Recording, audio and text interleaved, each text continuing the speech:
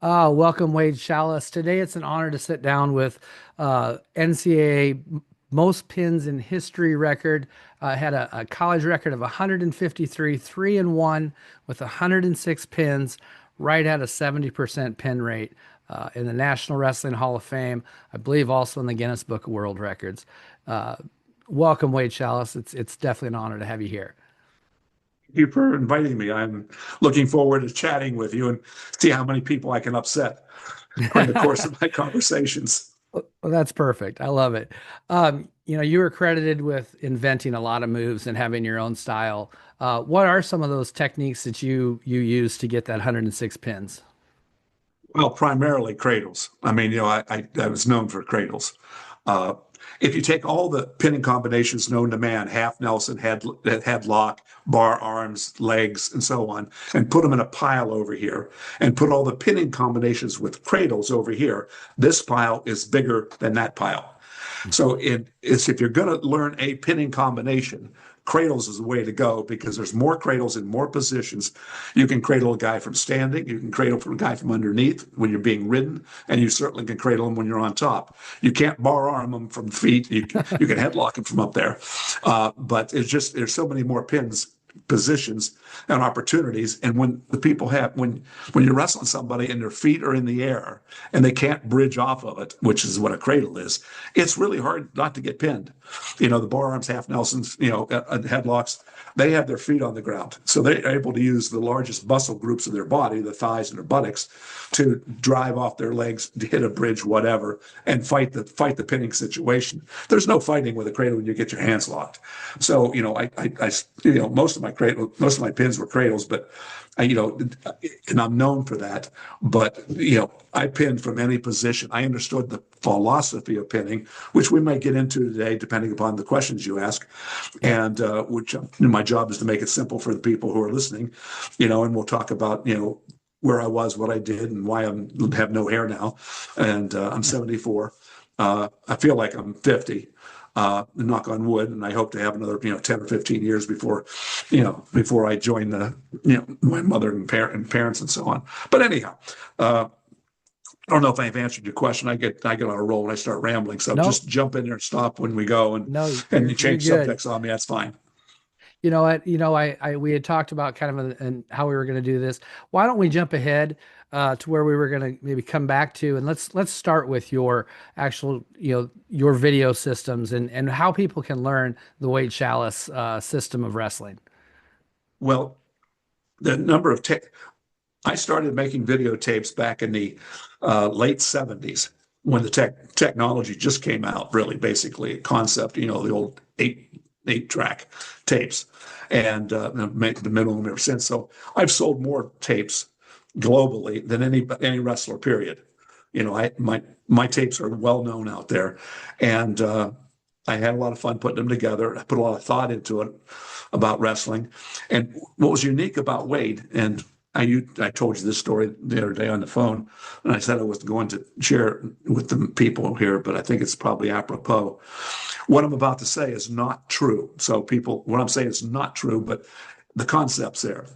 Back in 1842 in New England, there was an athletic director who took a vacation with his wife, and he went to England, and over there he saw the Westmoreland style of wrestling, and he went, "Oh, this is interesting. I bet I could have a wrestling program back in my high school in New England." So when he came back, he called the football coach in and said, "Hey, coach, I want to give you $500 more than you're getting right now to be a coach of the sport of wrestling." And the football coach goes, I don't know anything about wrestling."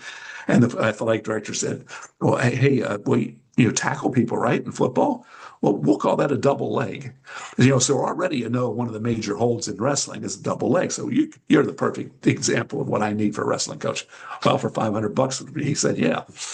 So he had 10 kids come out for wrestling. He taught them, techniques, but back then there was no videos to watch to figure out how to teach wrestling or what moves to do. There was no one he could call because there were no coaches in wrestling. He was the first one in America, and there's no books. There's nothing out there to learn from. So he made everything up. And those 10 kids that he had, graduated, and they went out coaching, and they had 10 kids each, and then they went out and had coaching. For long, we had, 100, then we had 1,000, and where we are today with over 200,000 kids in the United States wrestling is a start from this athletic director who got a football coach to start. So, when you see technique, today, and I look at some of the technique that's being taught, and God bless all the wrestling coaches. Thank you for coming out and making the change and difference in the lives of kids. But there's some techniques that you're teaching. Good. I mean, but it's not very good. Well, like that single leg, I could show you about 5 places where you need to clean it up a little bit. Well, I take offense to that. I said, well, why? Well, because my coach taught me that. So that's why you're offended? Okay, fine. Well, where did he learn it? Well, his coach taught him that. Okay, where did he learn it? And eventually you went back to the football coach. He didn't have a clue what the hell he was doing. And he made all this shit up. And it's been passed down over generation to generation. And so there are techniques out there that will work, 3.2% of the time, and that's probably not good numbers to win matches with. And so you have to, change things that you're doing. And over the years, things have slowly evolved. But when I started wrestling, none of this makes sense to me. I'm analytical. I'm not very political. I have a tendency to upset people because I'll say things that I shouldn't say. Probably my mother would say, "You can't say that," But the object is to move the sport ahead quickly. And if I have to kiss your shoulders, and talk slowly, it's going to take 18 years to make a change. I want to make a change by tomorrow. So sorry if I offend, but I'm going to give it to you here straight in the face, and that's what I try to do because I'm trying to move the sport ahead fast, and not wait for it to evolve over 2 decades. And so again, I come up with the techniques, and as an example, when I was wrestling back in the 60s and 70s, I would like to get up on the guy when I'm riding on top. I would get up on the guy's head, a near side one-on-one, lean up high on the head, and get away from his buttocks, his thighs, and all the coaches. No, wait, damn it! You have to pick up on it. You have to get back. He's going to reverse you, coach. No, he won't. I said, well, why do I want to go back there? His thighs are this big around. My arms are this big around. I'm not a farm kid. I don't have a big biceps. I can't win back there with those massive glutes back there in the thighs. I need to get up there because I'm thinking, coach, that his thinking is up here in his brain. And the oxygen comes up from the lungs through the neck. And, the thinking, if I can cut this off and slow this down, I'm going to get his attention. I can't get his attention back there hanging onto his butt. That's why I'm up here. No, you're not listening, Schalles. You got to get back and listen. Coach, I'm not doing it. So I would fight the coaches on some of this stuff. And eventually everyone's doing that and nobody picks up an ankle anymore. Basically, they get up on the head, but I was the first one to go, this is just stupid. I mean, logic said, I want to, if I can cut your thinking down, if I can cut the air flow to your brain and to your lungs down, I have a good chance of, screwing up your system here, and I'm going to turn your ass over and pin you. So, I got up there and we had some success there. So everything I did was, I would wrestle off my back sometimes, and I had elevators. I'd, flip a guy over. You got to go to your belly, get your base. Why? Because that your coach taught you that, his coach taught him that, who went back to the football coach and didn't have a clue what the hell's going on. Let's start thinking about some of these things on what we need to do. And people thought of me as being a garbage wrestler because I would do things that were uniquely different. I would use the word unique and they would call it garbage, but whatever, a point of view. And I say, no, I'm sorry, you're wrong. It's garbage wrestling. So for a 5, 8, 10-year period, I was known as a garbage wrestler. Well, in high school, wait, you might get away with this in high school, but in college, they're going to kick your ass, trying to do this stuff. Well, we'll see. When I got to college, it wasn't true. I made a mark for myself in college and high school, doing the unorthodox stuff. and garbage wrestling. And, and then after a while, they realized that, well, maybe Schalles has a couple points that might be good. Never giving it, coaches don't want to give Yeah. anybody credit, uh, for being different or changing the sport somehow. And they'll fight you tooth and nail not to change, not because they don't think it's good. They don't want you to get the credit when they want to get the credit. So they'll tell you, you're wrong when you're right, because they didn't come up with the idea and they're not going to get credit for it. I don't want credit for any of this, although I'm going to brag today during our conversation of some of the things that I've done in the sport of wrestling. Because now I've done enough that people have to look back and go, well, he did this and this and this. This son of a bitch probably, he's pretty creative, and look at what he's done and how he's changed the sport. When, after, a couple of years of being called garbage wrestler, people go, well, he's funky. Well, I won't call him garbage, because he's working. It's working, Yeah. so we'll say it's funky. I said, well, how about the word funk? Let's get rid of the E part of funky and let's call it funk wrestling. Just I'll meet you halfway on that. So then it started to become acceptable. It's not garbage wrestling, it's funk wrestling. So it's acceptable. It's a different term. It's milder. Coaches could then say it's funk wrestling as a style. And then for many years, funk became what it is today. So, you're seeing, you get people who were creative that made the sports, with what it is today. The Bo Nichols, the Gene Mills, the Ben Askrens, today Mesenbrink from Penn State. When Mills was wrestling, when he was up by 8 points, he was pissed off that he wasn't up by 15. When he was up by 15, he was livid that he wasn't up by 22. And that's the way he wrestled. That was my mindset as well. And Bo Nickel wrestled that way in Mesenbrink, and people would show up, Askren, to watch them wrestle. They didn't give a shit about the other 9 weight classes. They wanted to see Ben Askren because Ben was off the wall. He was funky, or a Yeah. funk wrestler. Hmm. Garbage wrestler. Ben, garbage. No, but he filled the gyms. Mills filled the gyms. Nickel filled the gyms at Penn State. Mesenbrink's doing the same thing at Penn State, although they're winning an awful lot, and that's not the reason everybody's there.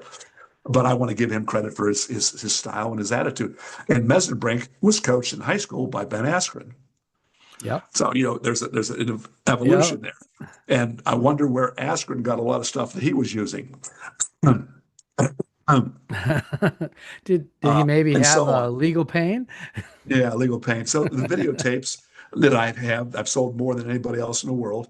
And I got a great compliment this year. A young lady from California at high school won the Schalles Award. We have the annual Schalles Award, which is, I give out 4 of them a year. The greatest high school pinner in America for the Wow. males and for the females, and the greatest college pinner in America collegiately, women and the guys. And the high school women's winner was from California, and her father did it. Wrote what they called and asked him how his daughter did what she did. I think she had 143 pins in high school, Wow. and her father said the only reason she pinned everybody because she had Schalles tapes. We bought those tapes. We analyzed the pinning, the cradles, the bar arms, and chicken wings, and how they worked. And we lived every night. We'd watch a half hour of Schalles videotapes from Fanatics, and that's why she pinned the number of people she had pinned and won the national championships doing what she did, uh, which was just wonderful. It was heartwarming to hear someone say that. Although I knew that from the get go. The stuff that I do is different. If you watch the videotapes that you see out there, little snippets on Facebook, where Yep. Coach Jimmy Smith, who no one's ever heard of, is showing this is how you do a spladle, this is how you do a headlock, and he shows it, and the guy's standing there. He's not down in stance, he's just standing there, and he falls over, and the guy goes, "You see how that works? Yeah," and then it fade to black. But they're all wrong. First of all, when you're teaching, like in the videotapes, you got to get your partner down in stance. And as I shoot in, he's got to sprawl like he would in the match, instead of just standing there falling over, and then the instructor going, "See how good that double leg was?" Well, in the match, the guy sprawls. I'm sorry, Yep. Now what do you do? So I make my partners in my instruction tapes react like they would in a match. so that you would actually see the shot, the counter, and the counter to the counter and the counter to that counter, and how Uh-huh. you can slip and slide and get and end up where you want to be. And I had fun. Oh, years ago, I remember Nat King Cole or Natalie Cole, the artist singer. Her husband, or not husband, her dad was Nat King Cole, and Natalie, when she started singing, Nat uh, Cole had already died, so she never got to sing with her father. And then she got the idea, or somebody did, where they got all the old master songs from Nat King Cole, and Hmm. they played them in a studio, and she sang along with her father. And then the album come out with Natalie and Nat Cole singing together, and they never sang ever, but they joined forces, and it was number one album, for a while. The father daughter combination singing. I went, that's a pretty cool idea. So I took some of my old tapes Uh-huh. and then I taped them because things with me, even I've evolved. What I knew was golden in 1978, 1990. A few tweaks that I had to put in there, and so what I did is I got the video going, and I say, hey, now you're going to see a tape of a really, really good wrestler. And this guy knew a lot about pinning, but he missed 2 points here that's really important. Here's the video. And then they would go back and show me teaching that. And then would come Uh-huh. back to me and go, now he was really good, but what he didn't know were these 3 points. And then so it was like a Nat King Cole and Natalie Cole combination where I was contradicting the young Wade Schalles by the old Wade Schalles today. And I had fun with that. That was a very well accepted tape out there. But the technique is my mother was a doctor. And I used to play, I used to like to draw and draw hands and faces and things like that when I was a little kid with charcoal. And she gave me her medical books. And I'd go through them and I'd see the anatomical layout of the body and so on. And I'd trace the hands and the feet and the chest cavity and the ribs and so on. And I was thinking about ultimately going to art school and then, using that as my career. Um, and I have no idea right now because I'm in a senior moment why I started this story. But anyhow, uh, no, I analyzed the body and which way a joint moves and which way it doesn't move. Once you get to know the body, a lot of our techniques are designed not to go against joints or body parts, but just because some coach back in 1842, there was a football coach, said we're supposed to do it this way.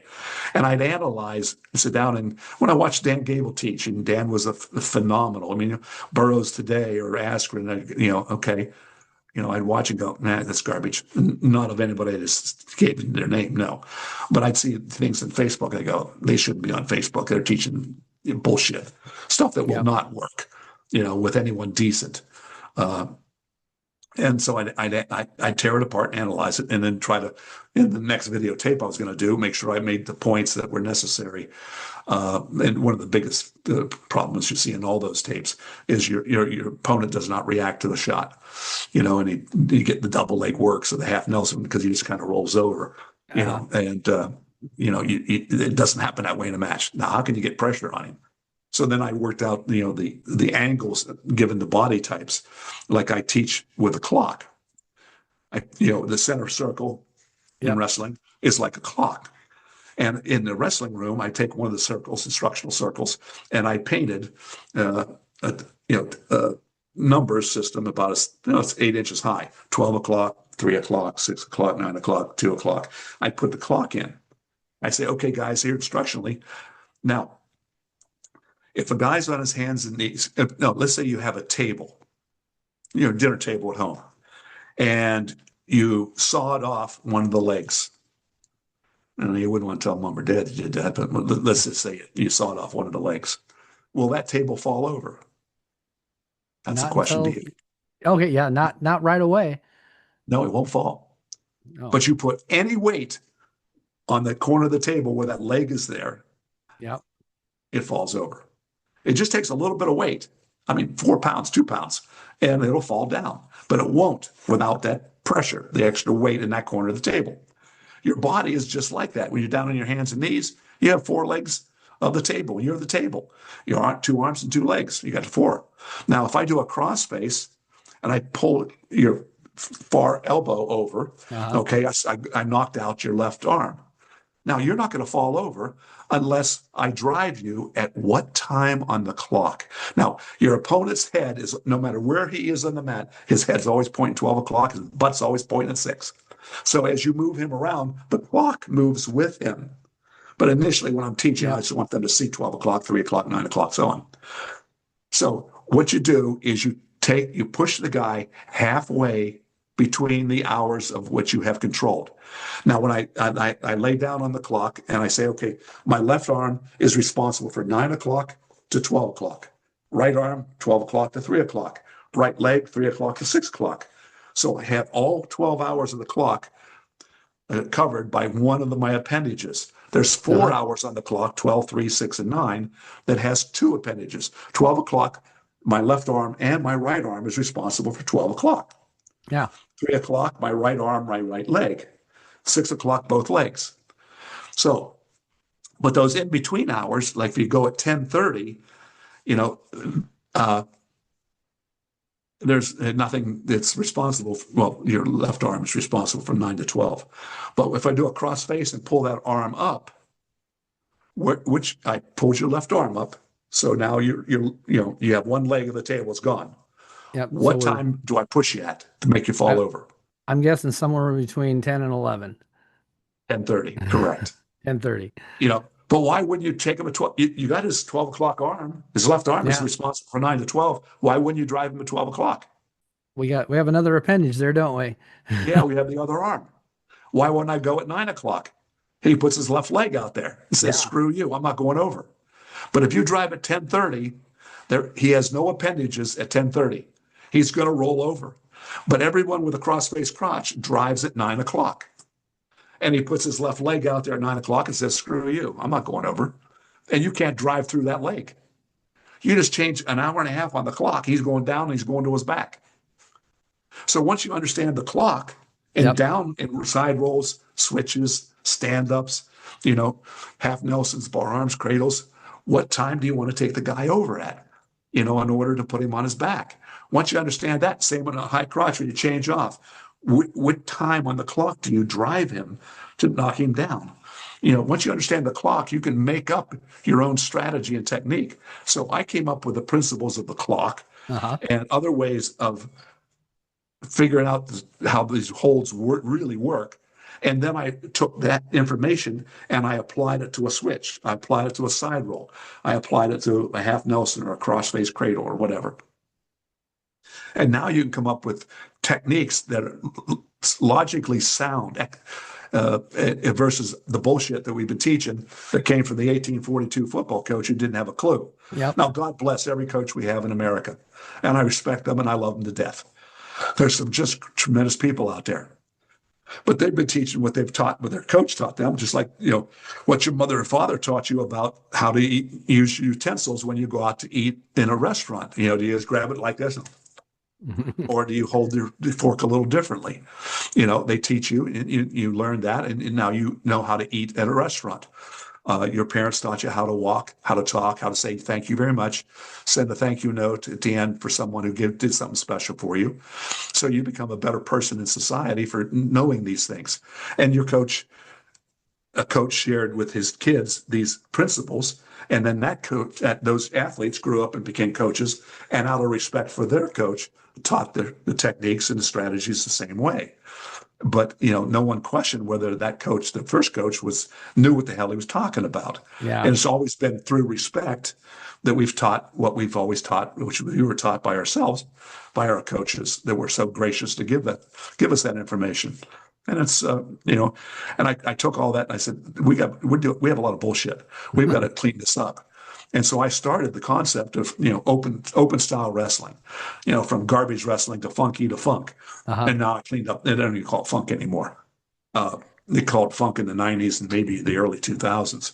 But today it's just wide open wrestling. Yep. And the wide open wrestling was people realizing that what they were taught over the years wasn't necessarily what it should be. So I started the thought process of let's change this stuff. I, I'm the guy who uh, went out to Oklahoma on a land rush, back in the 1800s with my Conestoga wagon, But the first people in Oklahoma were the ones who dodged the most arrows. Yep, By you the are Indians correct. there, they didn't want us out there taking the land from them, you Yep. know. So I got a first choice of some great land, but I was also dodging a lot of arrows. Yes, And for when sure. I made this change in wrestling, the concept, I dodged a lot of arrows by coaches who didn't like me saying that what you're teaching is frankly bullshit, you Uh-huh. know. But and so the person who gets credit for this wide open style today, me, Yep. because I was the one that ducked the air, more arrows than anybody else. Yeah. Now there's been a lot of great people like I said, Bo Nickel and uh, Aspirin Askren. and yep. God, I've been praying for Askren. I've hated Oh what's yeah, going on with his in his life. What a great human being Ben is, for sure. good friend. And I hope I pray for him every night. He's just but he's so goddamn tough. You can't kill him. That's right. you That's right. Oh boy, Um, Ben, keep Wade, going for it. I was at a clinic in Montana that you did for a youth, and one of the things that I saw and I noticed, you reverse engineer a lot of moves. You started on the back and you taught the kids about pressure, how much of your weight was on their body depending on whether they were on their knees and stuff. I thought it was a great lesson. I think it's something that I'd love to include into this. So youth coaches could learn this, high school coaches could learn this, college coaches could learn this. High school coaches, pay attention. Your 1842 coach taught a double leg, stance, motion, level change, penetration, finish up. Hmm. And then they teach you in that order. They teach you stance. You know, hands at hip height, head up, knees bent, feet shoulder width apart, yada yada. And how do we pitter patter left, pitter patter right, forward and back, and then they teach you a drop step, level change. No, they teach you level change next, and then after you blow the whistle, down, back up, move around, down, back up, move around, down again. Okay, now we're going to teach drop steps. Here's how the drop step works. Let's go back to our stance now. All right, stance. All right, motion. Okay, level change. Okay, penetration. Good. Now come on back. Let me teach you the finish up, how to knock them down. Okay, so we go over that. Then we go back to our feet. Okay, stance. All right, motion. All right, level change. Okay, now penetration. And if I have you do those things 5 seconds each, how much time did you spend drilling the takedown on stance?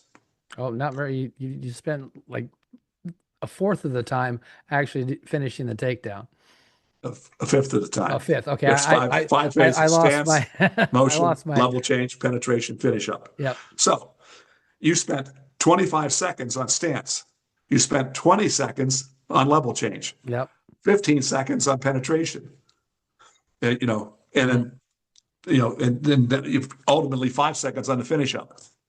So as you start your takedown, do you get better as you go forward into your takedown, or do you get weaker Yeah, you because you definitely. spent less time on it? Yep.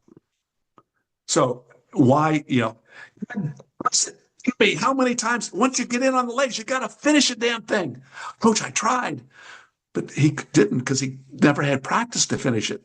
He only Yeah. had 5 seconds of the finish up, but he was a star on his stance Yeah. because he spent 25 seconds there. Who Uh-huh. gives a shit about the stance? I care about the finish up. Yeah. So, and then have you ever heard a coach? Now, here we go. Coaches, pay attention here. Mhm. Has this ever come out of your mouth? Johnny, God bless it. When you start taking the shot and you start going in, you can't stop. You got to keep going. You get in there and you stop all the time. Okay, show of hand, coaches who listen to this podcast. How many of you have said that? And how many times have you said that? And you're blaming the athlete for stopping halfway through that shot. Well, let's go back and analyze how you taught. You taught them motion. And then you said, coach, stop.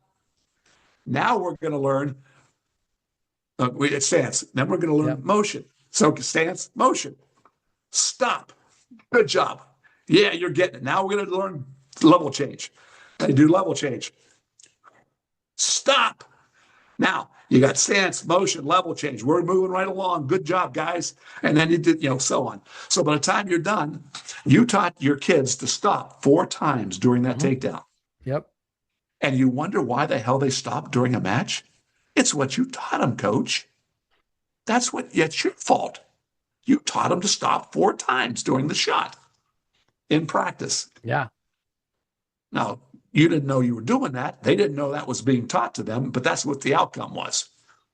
I believe in reverse instruction.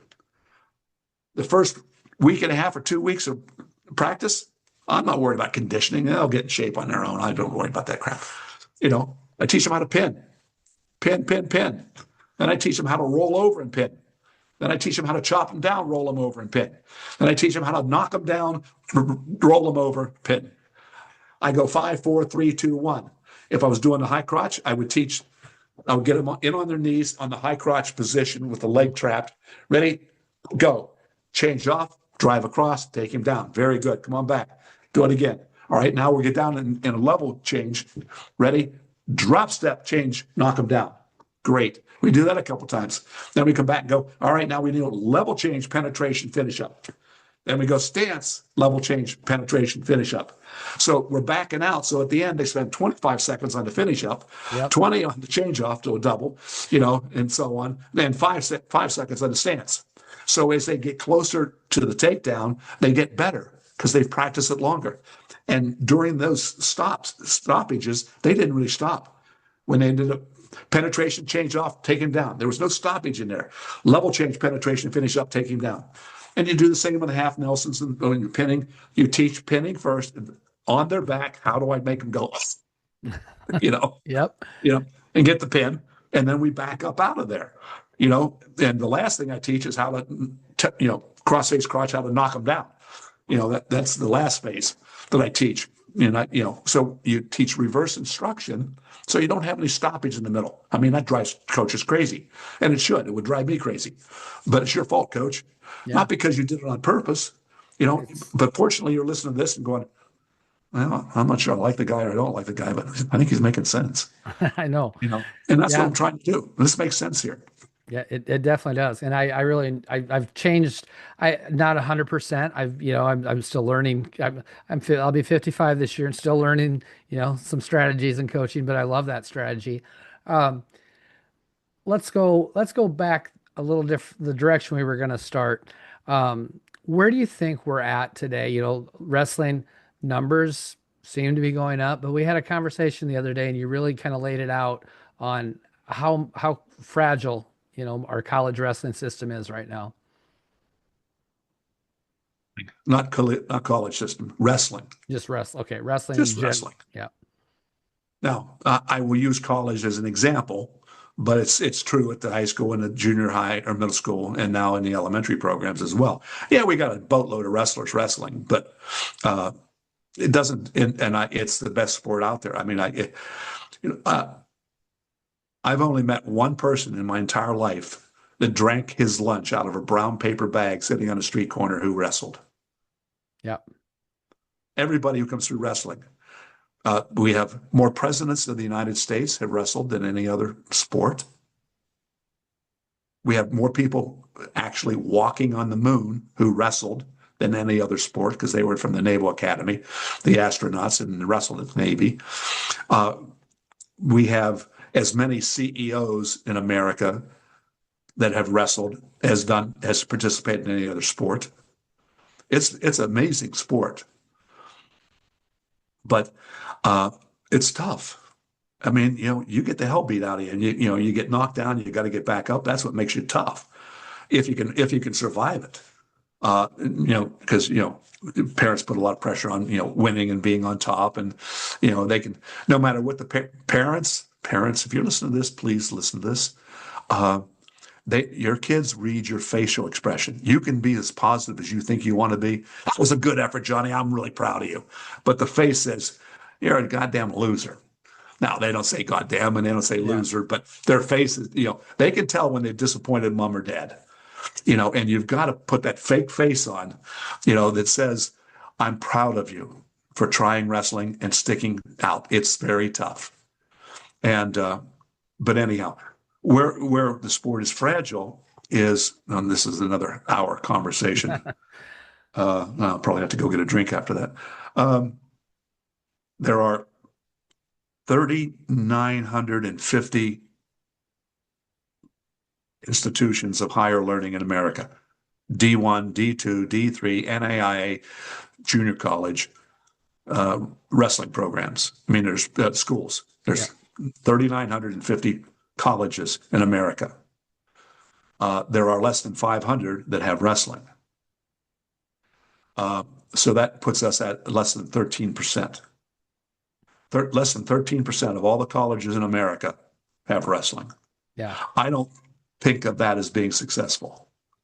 If I came home from school with a 13% on my test, my mom would not be very happy with that. So why are you coaches? Why are you rules committee? Why are you leadership in wrestling happy with that? I don't understand. Please explain it to me. I'm going to be the total asshole here, and I'm going to call you out on it. You cannot be happy with 13% of all the colleges and universities in America having wrestling. The Southeastern Conference, the richest conference in the NCAA level, has one school out of 15, I think there are in the Southeastern Conference that has wrestling. That's Missouri. But the rest of them, the richest conference don't have them. And they got money out the yin yang, Yeah. but none of them. We got a problem in the Big Ten. Now, up to about 3 years ago, the Big Ten had 100% program sponsorship. All 10 of the Big Ten schools had wrestling. Well, when the West Coast teams come in, Oregon, and it's Oregon State, Stanford, UCLA, now none of them have wrestling. Oregon State does, but they're not in the Big Ten. So now the Big Ten, 75% of the schools have wrestling. Yeah. Now it's athletic directors who didn't have the gumption to drop the sport because I'm going to be the first school, in the Big Ten to drop wrestling because I can't afford it anymore. I can't do that. I'll get killed politically. But now it's 25% of them don't have wrestling. I'm not going to be the one that broke the dike open. Yeah. So that gets scary. The Big Ten last year spent all the 10 schools, or 12 schools, I think it is now. They have a different number, Big Ten, but it's really 10, Yeah. 12. Yeah. Yep. And they spent $31 million in the sport of wrestling for salaries, transportation, scholarships, equipment, and so Yep. on. And they brought in $9 million. Yeah. Okay. What kind of company do you have when you spend $31 million a year and you bring in nine? I believe that's a bankrupt company. That's a bankrupt company. Yeah. And that's where we are. Coaches, you're not paying attention. Now, I know what coaches want. They just want to be the last guy standing. If they can outlast everybody, then in their eyes, they become a winner. Yeah. When Northern Illinois wrestling dropped, I think it was 3 years ago, not one coach, because I talked to the athletic director, not one coach in the conference called the athletic director and said, I disagree. What can I do to help out over there? None of the coaches in the conference that Northern Illinois was in made a phone call to try to support. What can we do? We got to change something here. We can't lose Northern Illinois. But in the same breath, within 3 days, everybody who was on varsity there had been talked to by at least 3 schools in the conference about transferring to their school. Yeah. So the coaches did was, rape and pillage the program to get all the kids to come to their school, so they have 1 or 2 really good kids that they get out of the Northern Illinois program. Yeah. So they were, what's the word I'm looking for? I'm having a senior moment. Scarfing, I'll think of it in a minute. But anyhow, and I don't blame the coaches. The coaches are doing what they're taught to do, and they're a shark. They swim, they eat, they breed. That's what a shark does. He doesn't talk to other sharks. He doesn't do good deeds. He swims, he eats, he breathes. Okay, that's the nature of a shark. Coaches want to win. That's Yeah. their nature. They're not good at marketing at any part of the sport other than stand up switches. They don't even know how to open a concession stand, for a dual meet. And I don't blame them. That's not what their job is. Their job is to win wrestling, recruit, and win. And that's what they try to do. But what happens is they want to be in charge of everything. Yeah. I know what's best for my program. Well, did you have any programs for the dual meet tonight? Nah, I don't need a program. Really? Okay. Why do they have programs when you go to watch, Gone with the Wind and Broadway? Why do they give you a program when you walk in? Yeah. It's a We pretty want to know who's important. in it. We want to know who's in the Oh, you, play. you think it's not worth a shit, but you want to be in charge of the programs, but then you don't want to do anything with them. Why don't you have the concession stands open? Oh, that's just a pain in the ass. I have to get parents to come in and open up. We have to count for what we drank, what we ate, and money have to come into the coffers at the school, the athletic director. Oh, it's a pain in the ass. Well, why do they do that? Can you hot dogs, get your hot dogs here, walk up and down in basketball, football, and baseball stadiums to sell, beer and hot dogs. There's, people like that, but it's a pain in the ass to you, but you can charge, but you don't want to do it. Fundraise. Oh, I don't know where to go. I can't talk to these people. I don't know who has the money, and I feel really bad about asking them to get somebody for $10,000 to help a wrestling program. Okay, so you want to be in charge, but you don't want to do anything. Got it. So all these other things outside of wrestling that the coaches don't want to do is the reason why we're where we are.